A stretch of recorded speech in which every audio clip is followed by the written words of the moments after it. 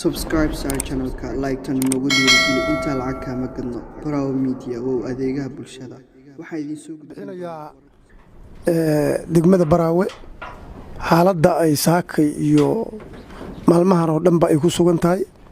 waxaan u sheegayaa dadweynaha Barawe iyo kuwa ka baxsanba Barawe nabad waaye wax hadda oo dhibaato ka jira ma jiraan hadday airport tahay hadday degmo tahay hadday agaar tahay hadday cadawga al-shabaab tahayba waa nabad waaye wax barobaleena malaha maalmo dhaweed dagaal iyo wax waa ka socdeen laakiin waxaasi hadda xaaladdu aad iyo aad u degan tahay marka waxaan u rajaynayaa in dadka reer Barawana ay nabadoodii ay u soo noqon doonto oo adeegyadooda kala gadisan inay u socod doonto haddii Ilaahay yiraahdo saasaan ka rajaynayaa ciidankuna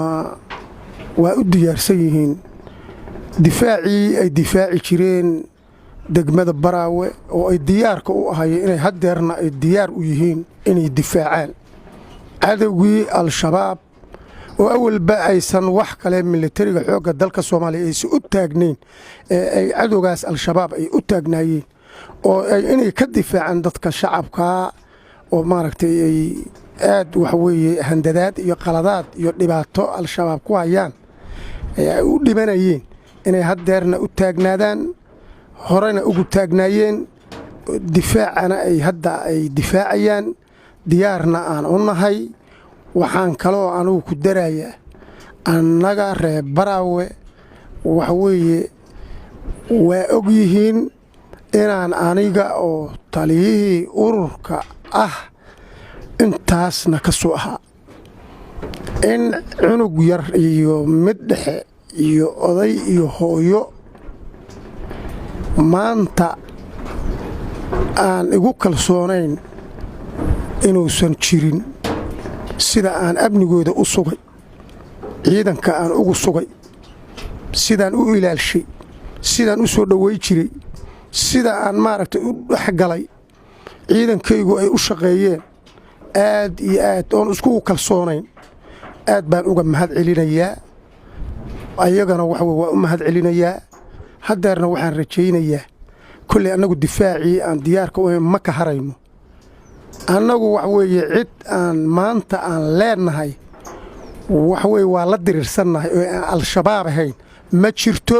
haddaan caddaynayaa ciidanku waa xoogga dalka Soomaaliyeed waa tiirkii dalka waay waxaan leeyahay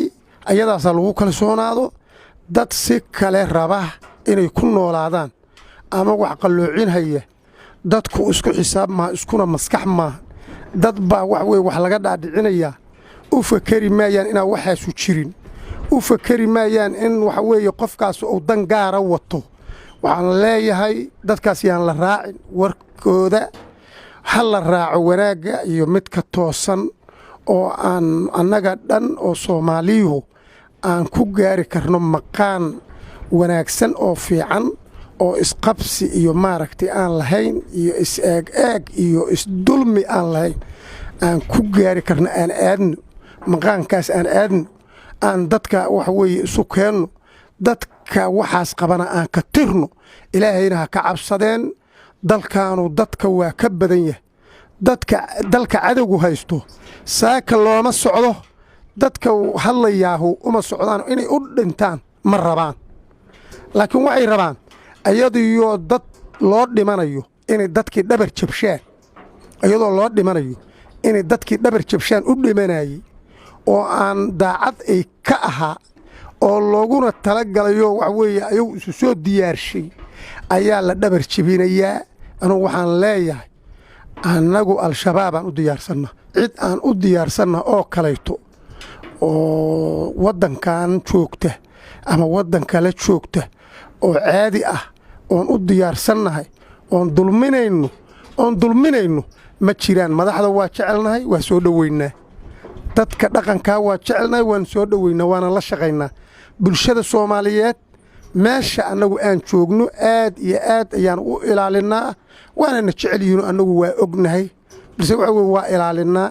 ma dhacno ma dilno ma baalkii ahay ma tuurno ma u xumayno intaas ciddii heshaanuna alxamdulilah rabbilcaalamiin waay baraawo maanta kufriyaa laga gelayaa ma dhibbana waa fiican yahay waa magaalo xeebeedkaas aad iyo aad u deganeed madax aan imaanu ma jirto waxa weeye shariif xasanaa yimid garoonka berigii aan dhisaynay habeennow seexday habeenno badanow seexday xabbadu kama dhicin maalintuu baxaayey waxaa ka mid ahay jawaabtii aan isdhaafsannay madaxweyne wax xabbada ma maqasho ma maqal wuu yidhi goormaad maqli doontaa baydhaba markaan ka degaan maqlaahu waa jawaabta aan ka hayoon meel ku qoray waxaa yimid madaxweyne cabdilcasiis xasan maxamed laftagareenaa yimid oo madaxweynihii koonfur galbeed haddeer ah 4 iyo 5 jeer buu yimid waxaan mar kastaba habeen maalin intii asaga ku filan uu joogi jiray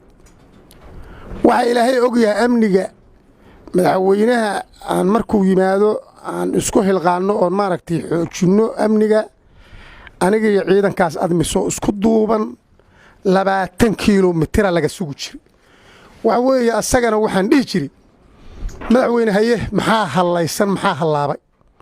wuxuu iigu jawaabi jiray aad iyo aad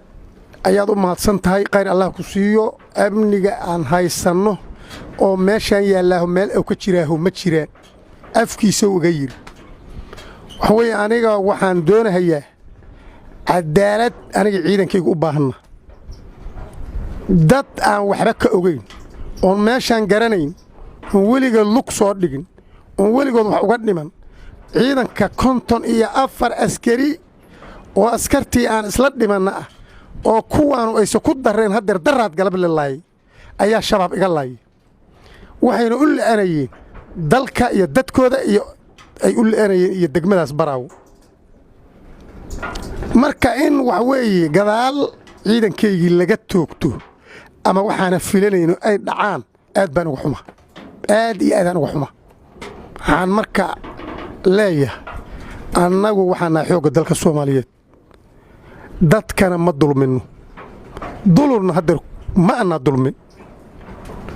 ciidamo fiican oo wanaagsan oo sidanadaasoo kale inay dalka difaacaan u yimidna ma isgarbinayne waa isgarabsanaynaa isgarbin maynee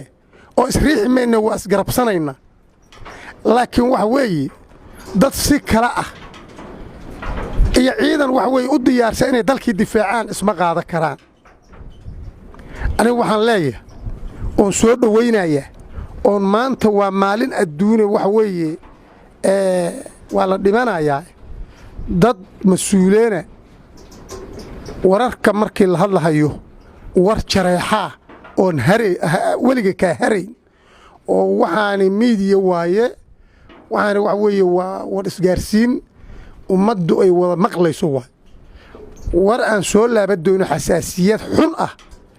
oo waxa weye shaarka layska fiiqayo anugu waxaan leeyahay inaan shaarka layska fiiqin soomaali isma hurtay haysallaynaa la yidhi ishuri maydo soomaalidu waa wada dhaqan waa isdhashay waa wada dhalatay waa wada